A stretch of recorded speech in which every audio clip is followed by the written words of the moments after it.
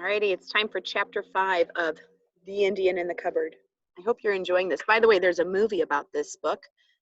Maybe you can watch it at the end. Chapter 5, Tommy. Omri felt himself grow weak. What an idiot he'd been not to have realized that the man and not just the medical bag would be changed. Or had he?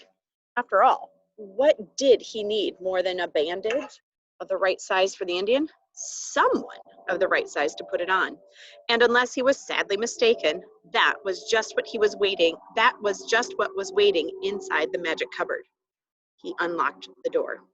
Yes, there he was, pink-cheeked, tousle-headed under his army cap, his uniform creased and mud-spattered and blood-stained, looking angry, frightened, and bewildered. He rubbed his eyes with his free hand. Praise be for a bit of daylight anyway, he said. What the? Then he opened his eyes and saw Omri. Omri actually saw him go white, and his knees gave way under him. He uttered a few sounds, half curses and half just noises. He dropped the bag and hid his face for a moment. Omri said hastily, Please don't be afraid, it's all right, Then he had an absolute inspiration.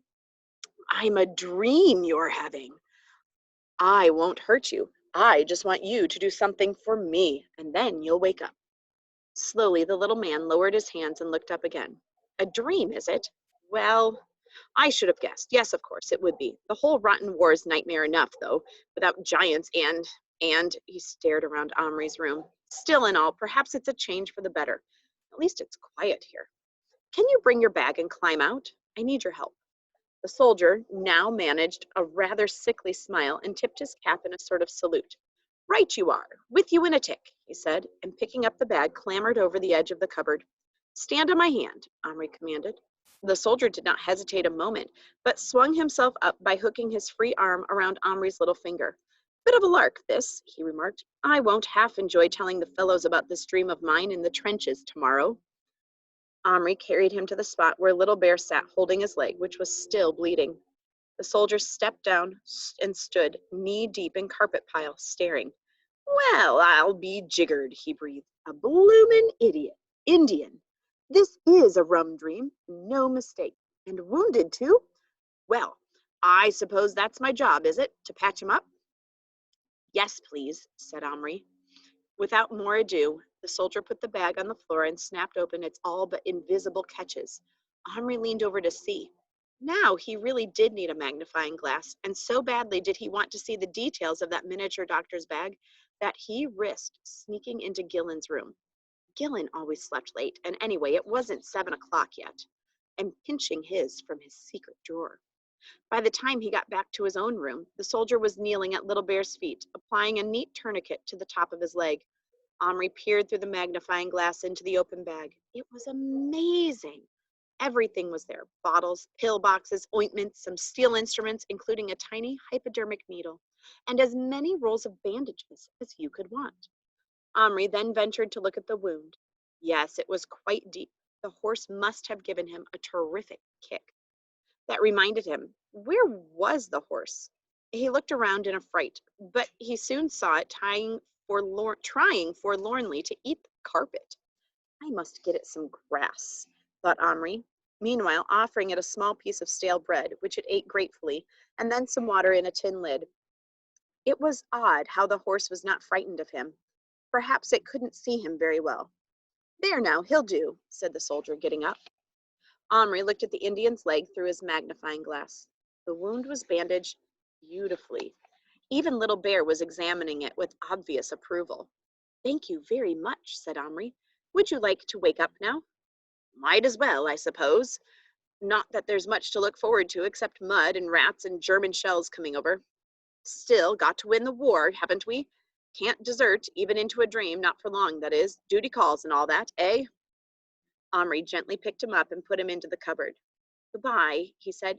Perhaps sometime you could dream me again. A pleasure, said the soldier cheerfully. Tommy Atkins at your service, any night, except when there's an attack on. None of us gets any sleep to speak of then. And he gave Omri a smart salute. Regretfully, Omri shut and locked the door. He was tempted to keep the soldier, but it was too complicated just now. Anyway, he could always bring him back to life again if he liked. A moment or two later, he opened the door again to check. There was the orderly, bag in hand, standing just as Omri had last seen him, at the salute. Only now he was plastic again. Little Bear was calmly pulling on his blood-stained leggings. Good magic, he remarked. Leg feel good. Little Bear, what will you do all day while I'm at school? You bring bark of tree.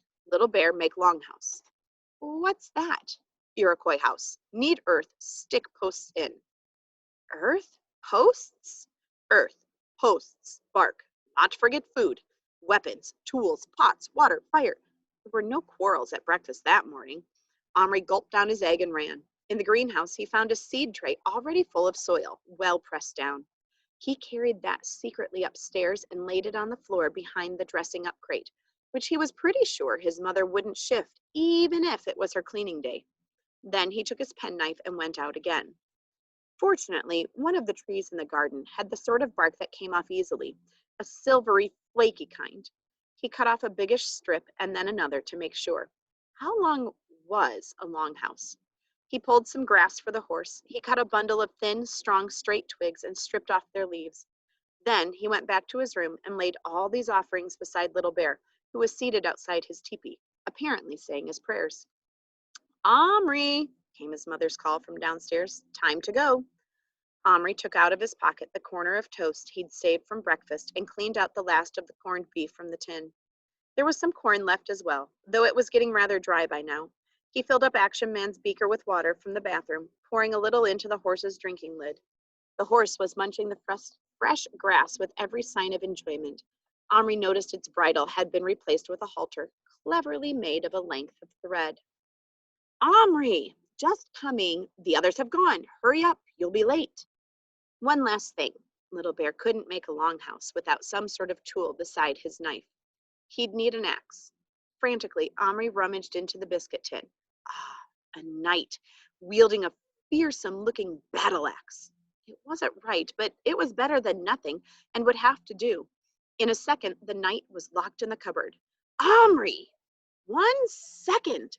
What are you doing? Crash! The axe was being used on the inside of the cupboard door. Omri wrenched it open and snatched the axe from the startled hands of the knight, who had just time for one horrified look before he was reduced to plastic again by the slamming of the door. Never mind. He had looked most unpleasant, just as knights must have looked when they were murdering the poor Saracens in Palestine. Omri had very little time for knights. The axe was a beauty, though, shining steel with a sharp edge on both sides of the head and a long, heavy steel handle. Omri laid it at Little Bear's side. Little Bear, but he was still in a trance, communicating with his ancestors, Omri supposed. Well, Little Bear would find everything when he came to. There was quite a trail of spilt earth leading behind the crate. Omri flashed down the stairs, grabbed his parka and his lunch money, and was gone. And that is the end of chapter 5. All right, we'll see you guys later. Bye.